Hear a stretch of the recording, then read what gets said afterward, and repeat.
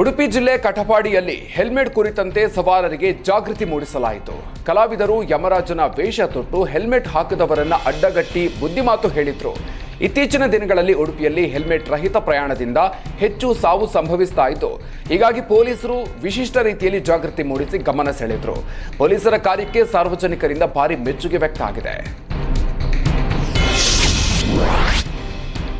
ಹೊಸ ವಾಹನ ಖರೀದಿದಾರರಿಗೆ ಸಾರಿಗೆ ಇಲಾಖೆ ಶಾಕ್ ಕೊಟ್ಟಿದೆ. ಫೆಬ್ರವರಿಯಿಂದ ನೋಂದಣಿ ವೇಳೆ ಕರ ಸಂಗ್ರಹಕ್ಕೆ ಸಾರಿಗೆ ಇಲಾಖೆ ಮುಂದಾಗಿದೆ. ಫೆಬ್ರವರಿಯಿಂದ ಬೈಕ್ ನೋಂದಣಿಗೆ 500 ರೂಪಾಯಿ ಹಾಗೂ ಕಾರಿನ ನೋಂದಣಿಗೆ 1,000 ರೂಪಾಯಿ ಕರ ಸಂಗ್ರಹ ಮಾಡೋದಕ್ಕೆ ತೀರ್ಮಾನ ಮಾಡಲಾಗಿದೆ.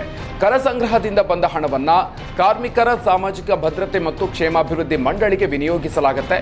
ಈಗಾಗಲೇ ಚಳಿಗಾಲದ ಅಧಿವೇಶನದಲ್ಲಿ ಕರ್ನಾಟಕ ಮೋಟಾರು ವಾಹನಗಳ ತೆರಿಗೆ ನಿರ್ವಹಣೆ ಕಾಯ್ದೆಗೆ ಸರ್ಕಾರ ತಿದ್ದುಪಡಿ ತಂದಿದೆ.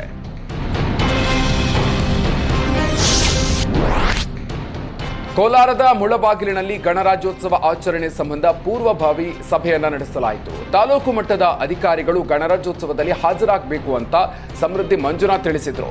ಇದೇ ವೇಳೆ ಮಾತನಾಡಿದ ಶಾಸಕ ಸಮೃದ್ಧಿ ಮಂಜುನಾಥ್, ಈ ಬಾರಿ ಸ್ವಾತಂತ್ರ್ಯ ಹೋರಾಟಗಾರರ ಬದಲಾಗಿ 25 ಮಂದಿ ನಿವೃತ್ತ ಯೋಧರನ್ನ ಹಾಗೂ ನಿವೃತ್ತ ಅಧಿಕಾರಿಗಳನ್ನ ಸನ್ಮಾನಿಸಲಾಗುತ್ತೆ.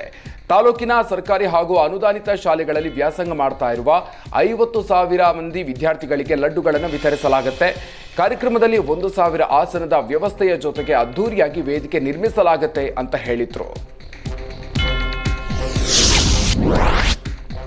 ರಾಯಚೂರು ಜಿಲ್ಲಾಧಿಕಾರಿ ಸೇವೆ ಸಲ್ಲಿಸಿದ ಐಎಎಸ್ ಅಧಿಕಾರಿಯೊಬ್ಬರು ಈಗ ಸನ್ಯಾಸಿಯಾಗಿದ್ದಾರೆ. 1993-94ನೇ ಸಾಲಿನಲ್ಲಿ ರಾಯಚೂರು ಜಿಲ್ಲಾಧಿಕಾರಿಗಳಾಗಿ ಕಾರ್ಯನಿರ್ವಹಿಸಿದ್ದ ಐಆರ್ ಪೆರುಮಾಳ್ ಸನ್ಯಾಸಿಯಾಗಿರುವ ಫೋಟೋಗಳು ವೈರಲ್ ಆಗಿದೆ. ಜೀವನದ ಅಂತಿಮ ಸತ್ಯಕ್ಕೆ ಮನಸೋತ ಸಂತರಂತೆ ಹಿಮಾಲಯದಲ್ಲಿ ಬದುಕ್ತಾ ಇದ್ದಾರೆ ಎನ್ನುವ ಸಂಗತಿ ಜಾಲತಾಣಗಳಲ್ಲಿ ಹರಿದಾಡ್ತಾ ಇದೆ. 1993 ಮೇ 3ರಂದು ಜಿಲ್ಲಾಧಿಕಾರಿಯಾಗಿ ಅಧಿಕಾರವನ್ನು ಸ್ವೀಕರಿಸಿದ್ರು. 1994 ಜುಲೈ 22ರವರೆಗೂ ರಾಯಚೂರು ಜಿಲ್ಲಾಧಿಕಾರಿಗಳಾಗಿದ್ರು.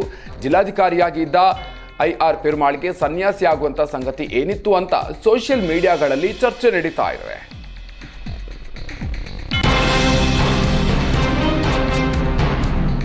ಚಾಮರಾಜನಗರ ಜಿಲ್ಲೆ ಅಮಚವಾಡಿಯ ಅಕ್ರಮ ಗಣಿಗಾರಿಕೆಗಳ ಮೇಲೆ ದಾಳಿಯನ್ನು ನಡೆಸಲಾಗಿದೆ. ಚಾಮರಾಜನಗರ ತಹಶೀಲ್ದಾರ್ ಗಿರಿಜಾ ನೇತೃತ್ವದಲ್ಲಿ ನಡೆದ ದಾಳಿಯ ವೇಳೆ ಅಕ್ರಮ ಮರಳುಗಾರಿಕೆ ಪತ್ತೆಯಾಗಿದೆ.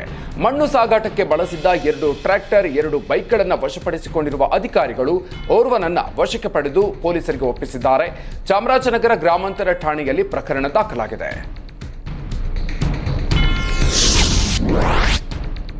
ಆಂಧ್ರ ಮೂಲದ ಉದ್ಯಮಿ ಅಶ್ವಥ್ ನಾರಾಯಣ್ ಕೆಜಿಎಫ್ ತಾಲೂಕಿನ ಪಂಥನಹಳ್ಳಿಯಲ್ಲಿ ಸರ್ಕಾರದ ಜಾಗ ಒತ್ತುವರಿ ಮಾಡಿದ್ದಾರೆ. ಒತ್ತುವರಿ ತೆರವುಗೊಳಿಸಿ ಸರ್ಕಾರ ಮುಟ್ಟುಗೋಲು ಹಾಕಬೇಕು ಅಂತ ಅಂಬೇಡ್ಕರ್ ವೀರಸೇನೆ ಸದಸ್ಯರು ಪ್ರತಿಭಟನೆ ನಡೆಸಿದ್ರು. ಎನ್ಜಿ ಹುಲ್ಕೂರು ಗ್ರಾಮ ಪಂಚಾಯಿತಿ ಕಚೇರಿಯ ಮುಂಭಾಗ ಪ್ರತಿಭಟನೆ ನಡೆಸಿದ ಅಂಬೇಡ್ಕರ್ ವೀರಸೇನೆ ಸದಸ್ಯರು ಭೂಗಳ್ಳರು ಹಾಗೂ ಸರ್ಕಾರದ ವಿರುದ್ಧ ಧಿಕ್ಕಾರ ಕೂಗಿ ಆಕ್ರೋಶವನ್ನು ವ್ಯಕ್ತಪಡಿಸಿದರು.